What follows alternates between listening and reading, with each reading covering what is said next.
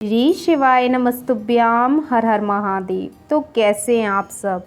देखिए आज का ये वीडियो आप सभी लोगों के लिए बहुत ही ज़्यादा खास और विशेष होने वाला है। जैसा कि हम सभी जानते हैं कि अभी वैशाख मास का जो पवित्र महीना है वो शुरू हो गया है। और देखिए आज 6 मई को सोमवार के दिन पड़ी है मासिक शिवरात्रि।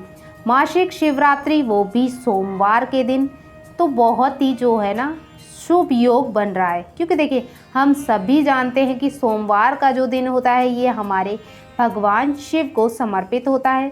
साथ ही साथ शिवरात्रि यानी मासिक शिवरात्रि का जो दिन होता है ये भी भगवान शिव को ही समर्पित होता है।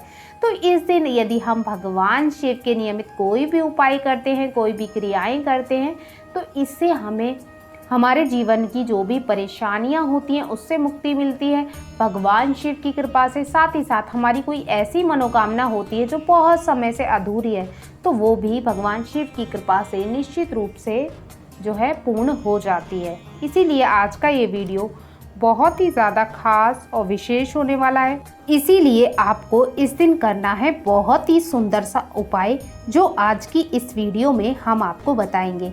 ये उपाय हमने पूज्य गुरुदेव की ही कथाओं को सुन करके समझ करके आप सभी को समझाने का मैं पूरा प्रयास करूंगी।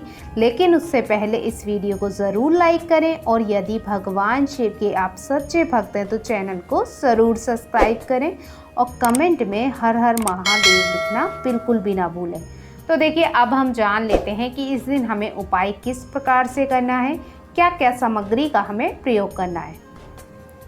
तो देखिए इस उपाय के लिए आपको क्या करना है, सबसे पहले आपको तैयार करना है एक दीपक। ठीक है ना, आपको एक दीपक तैयार करना है, यानी आपको एक माटी का दीपक ले लेना है, नया दीपक लेना है। ठीक है ना, कोरा दीपक ले लेना है। अब इस दीपक के अंदर आपको लगानी है गोल बाती। ठीक है ना, गोल बाती लगा लेनी है, क्योंकि ये उपाय जो है हम भगवान शिव के नियमित कर रहे हैं, तो इसीलिए हमें इसमें गोल बाती का प्रयोग करना है। अब इसके अंदर आपको जो घी लेना है, ये आपको गौ माता का घी लेना है, यानी जो इसके अंदर तेल डालना है या क्या डालना है, तो इसके अंदर आपको जो है बाती के अंदर आपको शुद्ध गौ माता का घी डाल देना है। ठीक है ना, अब आपने दीपक तैयार कर लिया। अब इसी के साथ आपको क्या करना है, अब आपको लेने हैं मात्र एक सफ़ेद रंग का फूल। ठीक है ना, सफ़ेद रंग का कोई भी पुष्प आप ले सकते हैं, लेकिन बस आपको केवल केतकी का पुष्प नहीं लेना, इसके अलावा कोई भी सफ़ेद रंग का पुष्प ले सकते हैं। ठीक है ना, इसी के साथ आपको 7 लेने हैं चावल के दाने। ठीक है ना, क्या लेना है, 7 चावल के दाने। ठीक है, और कैसे लेने हैं कि एक भी चावल का दाना जो है ना वो खंडित नहीं होना चाहिए, यानी आपको अक्षत लेने हैं, जो साबुत होते हैं ना चावल, यानी बिल्कुल साबुत चावल आपको 7 दाने ले लेने हैं। ठीक है ना, अब इसी के साथ आपको क्या करना है, 2 चम्मच या फिर पूरा पात्र भर करके अगर आप ले सकते हैं तो आपको लेना है कच्चा दूध, गौ माता का कच्चा दूध ले लेना है। ठीक है ना, बेशक आप 2 चम्मच लेना चाहे 2 चम्मच ले लें, नहीं तो अपनी श्रद्धा अनुसार प्राप्त मात्रा में भी आप जो है दूध का प्रयोग कर सकते हैं। ठीक है ना, ये ले लिया। अब आपको क्या करना है, एक स्टील का पात्र लेना है, और इस स्टील के पात्र के अंदर आपको सबसे पहले जो आपने कच्चा दूध लिया है वो आपको इसी स्टील के पात्र के अंदर डाल लेना है। उसके बाद आपको इसके अंदर जो आपने 7 चावल के दाने लिए हैं वो आपको इसी जल के पात्र यानी कच्चे दूध के अंदर डाल देने, यानी लोटे के अंदर डाल देने। उसके बाद जो आपने एक सफ़ेद रंग का पुष्प लिया है ना, उसे भी आपको लोटे के अंदर डाल देना है। ठीक है ना, अब देखिए आपने जो ये तीनों सामग्री ली है ना, यानी एक सफ़ेद रंग का पुष्प लिया आपने, 7 चावल के दाने लिए हैं, और आपने 2 चम्मच या आधा ग्लास जितना भी आपने दूध लिया है अपनी श्रद्धा अनुसार वो दूध ले लेना है। ठीक है, कच्चा दूध।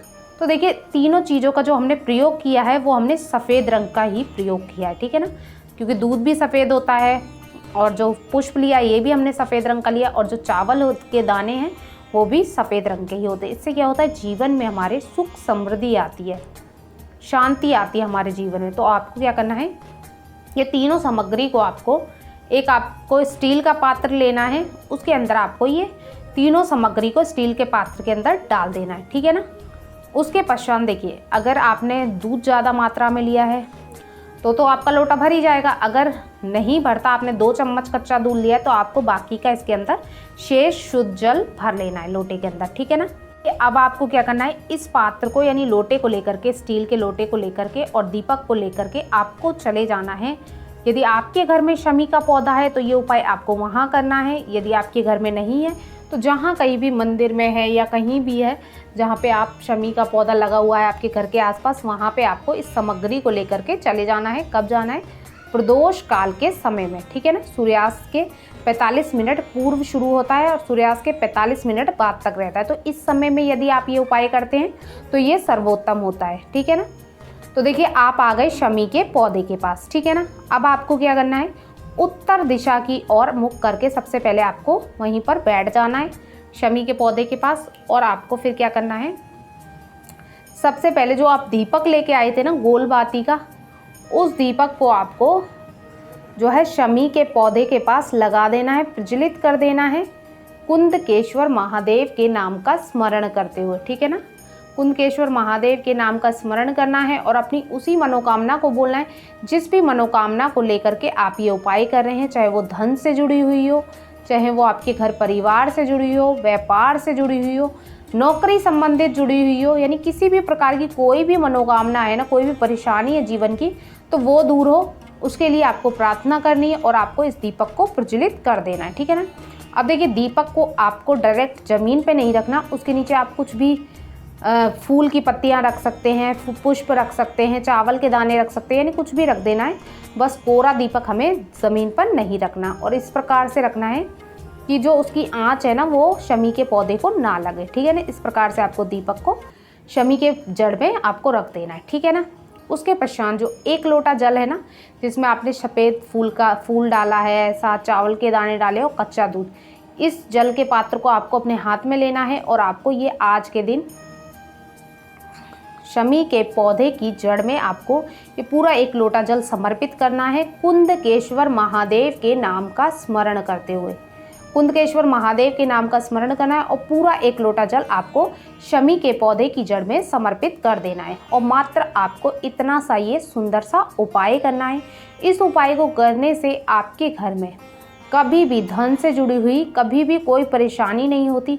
और जो भी व्यक्ति इस प्रकार से शमी के पौधे में मासिक शिवरात्रि के दिन इस प्रकार से दीपक जलाता है और जल अर्पित करता है ना, कच्चे दूध से मिश्रित जल, तो उसके घर में सदैव शिव जो है ना वो विराजमान रहते हैं। उनके घर में सदा शिव का जो है ना कृपा जो होती है वो बनी रहती है। भगवान शिव की कृपा हमेशा उस व्यक्ति के घर पर बनी रहती है। तो इसीलिए इस दिन आपको करना है ये सुंदर सा उपाय। इस उपाय को करने से आपके घर में सुख समृद्धि आएगी, धन वैभव आएगा, आपके जीवन की समस्त जो परेशानियां हैं वो धीरे धीरे समाप्त होने लग जाएंगी।